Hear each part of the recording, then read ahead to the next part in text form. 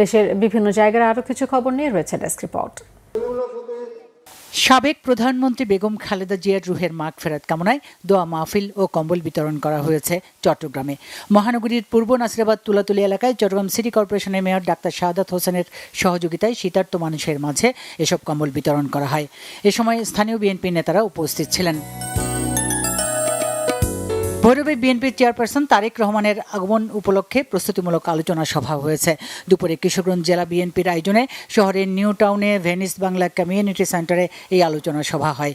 এতে সভাপতিত্ব করেন কেন্দ্রীয় বিএনপির সাংগঠনিক সম্পাদক ও জেলা বিএনপির সভাপতি এবং কিশোরগঞ্জ ৬ আসনের প্রার্থী মোহাম্মদ শরীফুল আলম। গাইবান্ধার গোবিন্দগঞ্জে ছাত্রদলের উদ্যোগে দেশ গড়ার পরিকল্পনা শীর্ষক কর্মশালা হয়েছে। দুপুরে একটি কমিউনিটি সেন্টারে কর্মশালায় প্রধান অতিথি ছিলেন গাইবান্ধা ৪ আসনের বিএনপি মনোনীত প্রার্থী সাবেক সংসদ সদস্য শামীম কায়সার লিংকন। কর্মশালায় ১৭ ইউনিয়ন ও ১ নম্বর পৌরসভা ছাত্র মহিমাগঞ্জ রাজনৈতিক থানা ছাত্রদলের সব নেতারা অংশ নেন।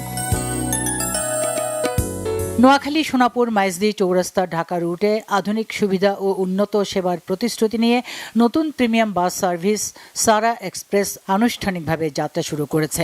সকালে সদর উপজেলার সোনাপুর বাস স্ট্যান্ডে সারা এক্সপ্রেসের উদ্বোধন করেন নোয়াখালী জেলা বিএনপির আহ্বায়ক মাহবুব আলমগীর আলো। অনুষ্ঠানে সভাপতিত্ব করেন সারা এক্সপ্রেসের ব্যবস্থাপনা পরিচালক আকবর হোসেন জাবেদ।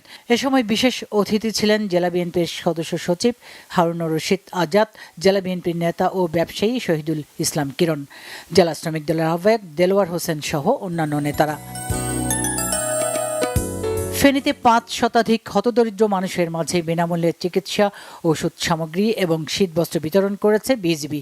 ছাগলনাইয়া উত্তর যশপুরে ফেনী বিজিবির অধিনায়ক লেফটেন্যান্ট কর্নেল মোহাম্মদ মোশাররফ হোসেন এই বিতরণ কার্যক্রমে নেতৃত্ব দেন। এনটিভির সিরাজগঞ্জ জেলা প্রতিনিধি ও প্রেস ক্লাবের সাধারণ সম্পাদক শরীফুল ইসলাম ইন্নার বাড়িতে পেট্রোল বোমা নিক্ষেপের ঘটনায় প্রতিবাদ সভা ও মানববন্ধন করেছে সিরাজগঞ্জ প্রেস ক্লাব। সকালে সিরাজগঞ্জ প্রেস ক্লাব চত্বরে এই প্রতিবাদ সভা ও মানববন্ধন হয়।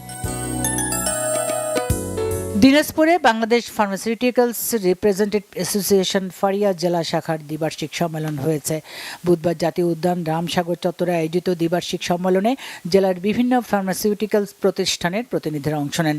অনুষ্ঠানে প্রধান অতিথি ছিলেন সংগঠনের উপদেষ্টা সহযোগী অধ্যাপক ডাক্তার মোহাম্মদ মাহফুজুল হক। সম্মেলন শেষে পারিবারিক সদস্যদের নিয়ে বনভোজন হয়। Bangla vision news desk.